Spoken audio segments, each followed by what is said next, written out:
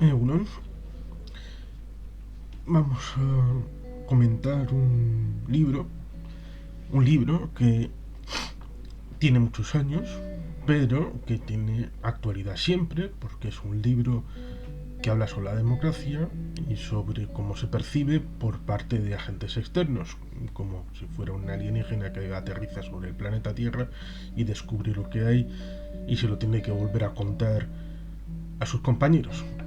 Es un libro que se llama La democracia en América de Alexis de Tocqueville. Vamos a poner un contexto. El contexto es Alexis de Tocqueville es un francés de comienzos del siglo, bueno, principios del 19, creo que nació a finales del 18 y que vivió todo el término de la Revolución Francesa, que viene concatenada posteriormente a la Revolución Americana de Independencia. Primero se produce la independencia de los Estados Unidos con el chispazo del motín del té de Boston, el 4 de julio, que en realidad es el 2 el de julio del 1776, y luego todo lo que devino con los papeles federalistas, la Constitución de 1787, que luego fue ratificada por los 13 estados constituyentes. Y ese chispazo luego propició o influyó o insufló aliento a la Revolución Francesa, que tuvo un montón de pasos, pues terminó, bueno, el terror, un montón de la declaración de los derechos del hombre y del ciudadano, la Constitución de 1791, bueno, un periodo complejo, convulso, que luego termina, como todo el mundo sabe, en el directorio, Napoleón, que es uno de los tres cónsules, el imperio, la caída en desgracia después, el envío a Elba, los 100 días, Santa Elena y, claro, el Congreso de Viena. Todo este periodo convulso termina en un orden internacional en el que Francia es excluida, pero claro, luego aparecen los 100.000 hijos de San Luis. Y claro, en el entorno a los años 30 del siglo XIX, los franceses están un poco huérfanos de modelos exitosos, y este autor, hijo intelectual de Montesquieu, trata de buscar la nueva verdad en el otro lado del Atlántico y se hace un viaje a Estados Unidos, donde va visitando in situ todos los territorios y consulta la biblioteca del Congreso, personalidades, y hizo en realidad dos libros porque está compuesto por dos partes. Una primera parte que es más institucional, descriptiva del esquema institucional de cómo funcionan los Estados Unidos, y una segunda parte más social. En la primera parte es curioso, es más bien contando primero los estados, porque le da mucha importancia a los estados. Es curioso porque es una percepción desde la subsidiariedad, podríamos decir, hoy, con palabras de hoy, lo que vendría a decir. Es interesante porque habla primero de los estados y la estructura y del poder que tienen, y luego habla de la parte federal. Hace una incursión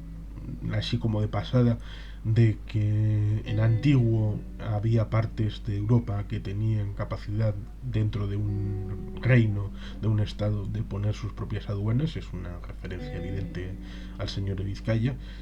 Y dentro de esa primera parte también habla de principios y aplicaciones de ese modelo democrático tal como lo están estableciendo en los Estados Unidos.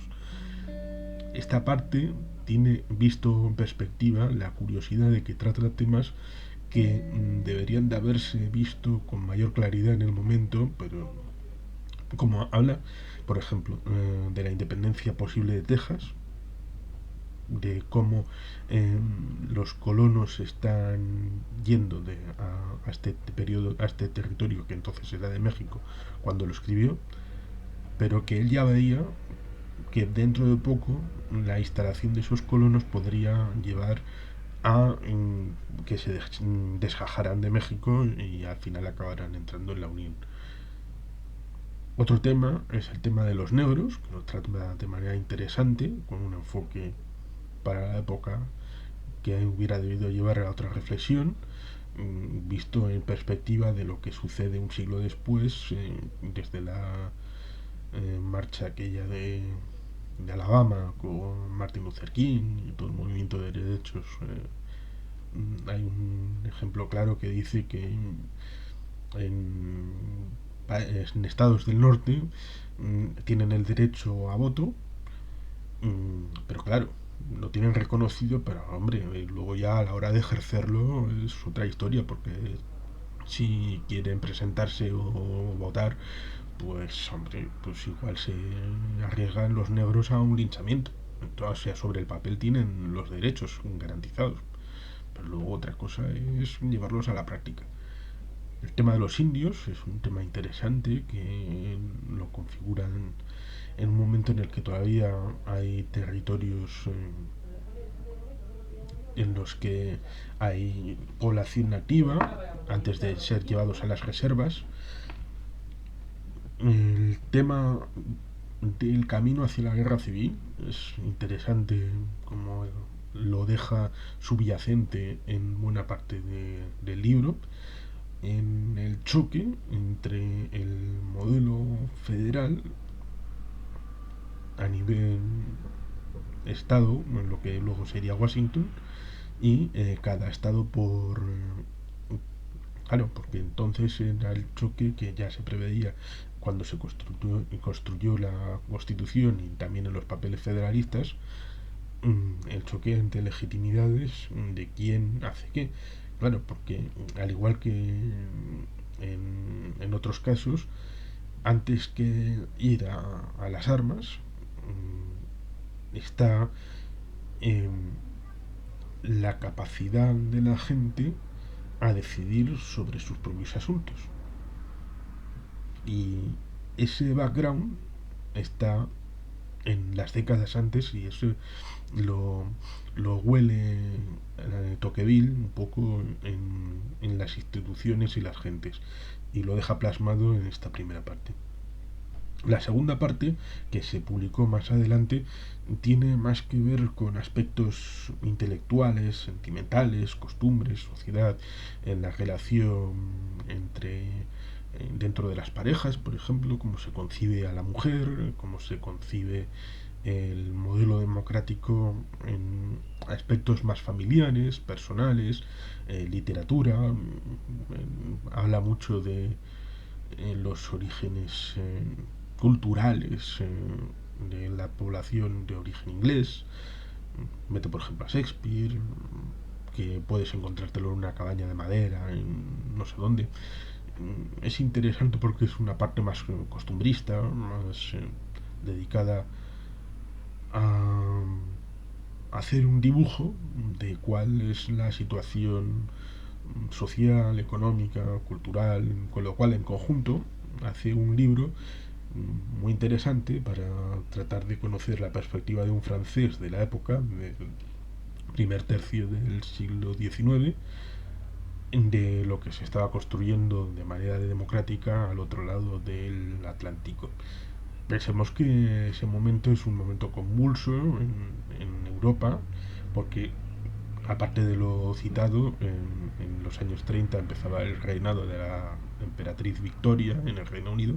que duraría hasta el final del siglo XIX, muere en el 1901. Entre el 1833 y 1840 se da la primera guerra carlista en el marco del Reino de España, de las Españas, y bueno, hubo también participación británica, pero eso daría para otro momento. La conclusión sería, es un libro apasionante, es, es algo extenso, son unas 800 páginas, y bueno, pues es recomendable leerlo al menos una vez para todo aquel que esté interesado en hacer política comparada, y a través del tiempo de cómo se percibe y se ejecuta teoría y práctica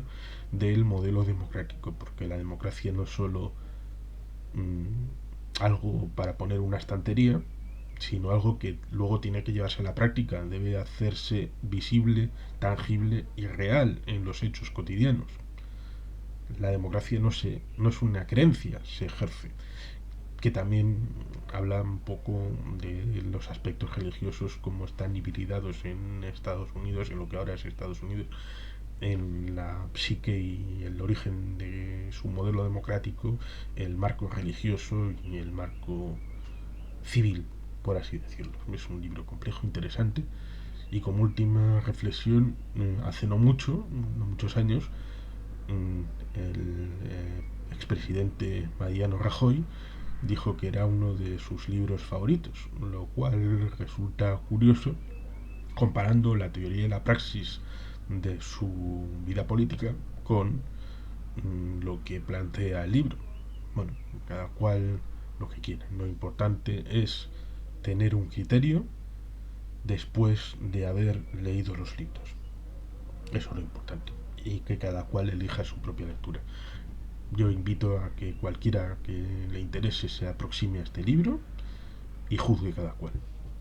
Es que ricasco. Agur beroat, beti jelpean.